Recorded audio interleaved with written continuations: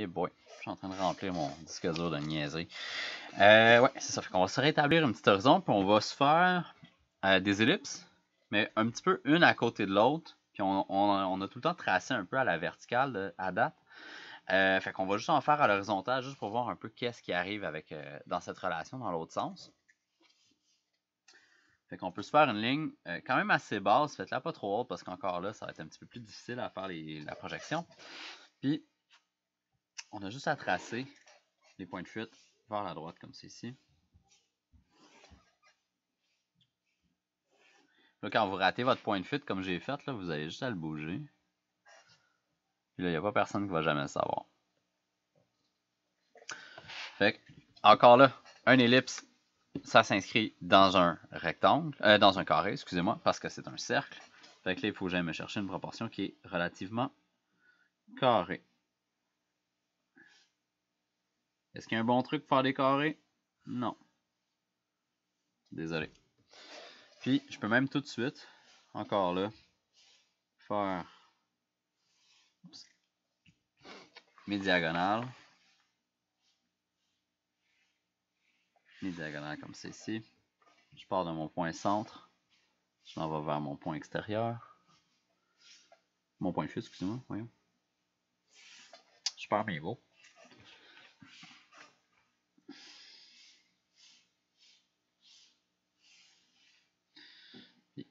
Je trouve qu'il est un petit peu coupé. Je vais le faire un peu plus ici.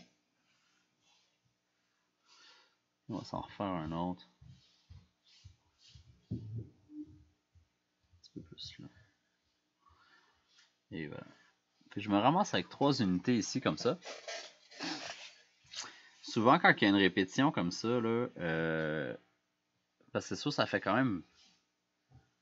Ça fait un tas de lignes dessiner une ellipse, hein.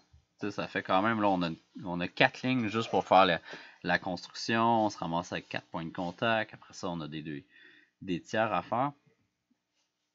Fait que souvent, ce qu'on peut faire pour sauver un peu de temps puis enlever des lignes de construction, mais ça serait premièrement faire ça ici sur une feuille de papier calque. Puis là, la première, c'est sûr que c'est celle-là que je veux qui soit la plus belle parce que ça va être la plus visible. Puis après ça, je viens me donner dans mon angle de bras, je pointe vers mon point de fuite parce que mon ellipse ici s'en va vers mon point de fuite. C'est comme si je construisais un cylindre qui s'en va fuir par là-bas. Puis, je vais aller essayer de toucher à toutes.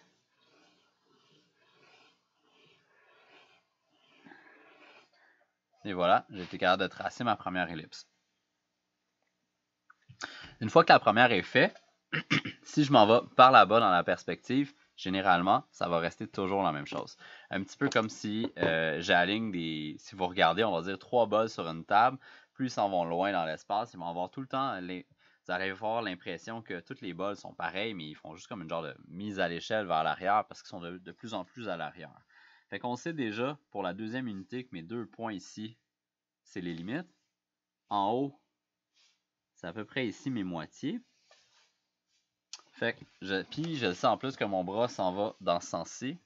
Fait que là, je vais le faire d'une autre couleur. Je peux un peu la dessiner à la sauvette parce que j'ai déjà l'information ici. Fait que je peux venir carrément comme copier, coller l'ellipse. Puis la dernière, je copie celle-là, je me modifie à la grosseur de mon carré. Puis je viens la tracer. Puis là, si je regarde encore là, je trace mon milieu, je trace mes X, j'arrive pas mal au tiers, j'arrive pas mal à mes endroits. C'est bien en masse pour moi. Comme ça, comme ça, comme ça, comme ça, comme ça, comme ça. Fait que ça peut être un super de bon truc. On dessine la plus critique, puis si on a une série de 3 boutons, après ça, on a juste à faire carrément, c'est une genre de mise à l'échelle. Parce que le point de vue ne change pas vraiment, ils sont tous alignés l'un à côté de l'autre. Fait que ça va marcher super bien. On pourrait faire exactement la même chose vers la gauche. Fait que je me penche ici comme ça. Oh boy. Celle-là. Celle-là ici. Je vais prendre ma ligne verticale là. Je vais essayer de m'établir un carré. Ça a l'air pas pire, peut-être un peu long. Je vais me modifier. Je vais tracer ça ici. Je peux même aller dire, voici la surface en haut.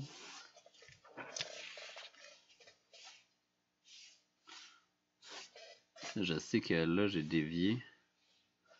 Là, j'ai dévié. Ça va être un petit peu plus ici.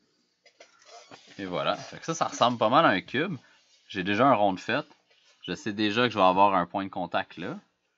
Je peux dessiner une croix ici. Pour trouver mon centre. Je tire mon centre à la verticale en haut pour trouver le haut. Qui va toucher. Je peux aller chercher du point ici au centre vers mon point de fuite. Ça va ressembler pas mal à ça. Je peux même... Puis là, on aura juste mes tiers. Ici. Un tiers. Là.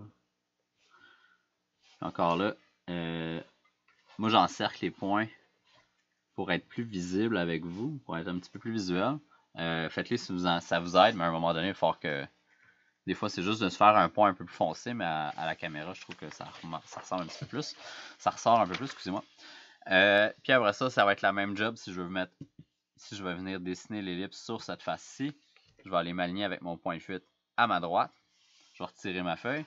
Vous avez vu que je me replace encore là dans ma zone de prédilection à la droite, parce que c'est là que je dessine mes plus belles ellipses. Puis je suis droitier.